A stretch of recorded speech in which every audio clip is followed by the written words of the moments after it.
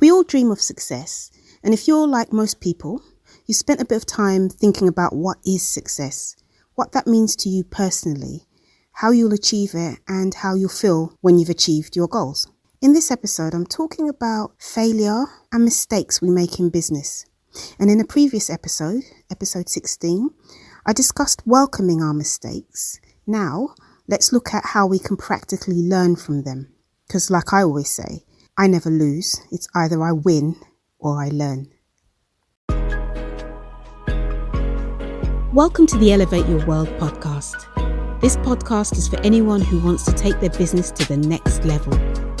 Each episode tackles a topic relevant to entrepreneurs and those looking to start a business.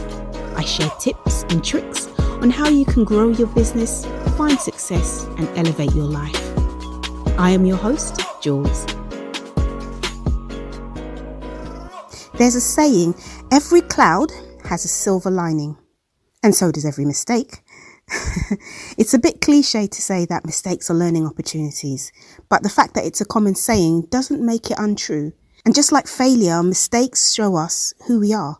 We all make them when no one's perfect. And it's what you do with them that marks the difference between success and failure. It's not easy to get your business up and off the ground. And when we get things wrong, it could be for any one of several millions of reasons. But here are a few common examples. I'm just going to give you 4 of them. Right, not defining your customers or solving their problems. It's essential that you define your customers. And if you do that, you'll be halfway to success, because you won't be thinking about yourself or your business. You'll be thinking about your target audience and solutions to their pain points or the problems. Lack of focus. This is a little too in my business for me. But anyway, let's carry on. Our focus problems happen when we, or I, try to do too many things at once. Or we keep trying new ideas because of the classic shiny object syndrome. And this is more true with creatives, as the creative mind can be thinking of like 100 different ideas at once and trying to express all of those creative ideas. So by simplifying goals on focusing on one idea will help you keep your eyes on the prize. Lack of cash flow is a very common issue for businesses, whether they're small, startups, or even big companies. It's basically the balance between the money coming in from sales and the money going out in expenses. And when the income falls short of outgoings, it creates a cash flow problem, which can lead to really serious financial issues if not picked up and addressed quickly. And this can occur due to overspending or mistakes in managing revenue and expenses. So to prevent this from happening, it's so important to be aware of your cash flow situation, manage and monitor it, and take proactive steps to address any issues that might come up. And the last one, not building a strong team. Now, you can't do everything yourself. In the beginning of your entrepreneurial journey, you may need to wear many hats, but as you progress, you will need to get help from either hiring or by outsourcing. And then in addition to this, actually, it's important to have a great mentor to advise you on what steps you can take, and maybe even investing in a business coach to help you with your mindset. Now, nobody likes making mistakes. It's not fun to be wrong, but every successful entrepreneur or creative needs to get comfortable with it and learn to see mistakes as opportunities. What happens when you mess up? If you pay close attention, you can learn something. Everything you learn now will help you with your next goal. So when you make a mistake, take a deep breath and ask the most important question. What can I learn from this? Then once you've identified it, use the lesson to create your next opportunity. And once you get into a habit of doing it, it will become easy. And also, is it a teachable moment? This is not always just about us. Is this something you can help others avoid in their business or their career? Right, I'm just going to give you 3 quick tips to help you in preventing or preparing for mistakes. Number 1, SMART goals.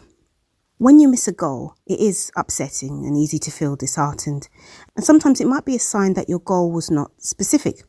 So for example, you want more visitors to your website. Well, that's not specific. Instead of you saying that you want 10,000 visitors to your website per month, you see the difference?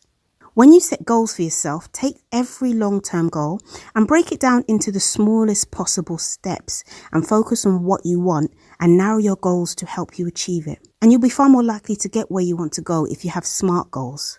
SMART being specific, measurable, achievable, realistic, and time-bound. Right, tip 2, split testing. One of the best ways to refine your goals and fine-tune your products or services is with split testing.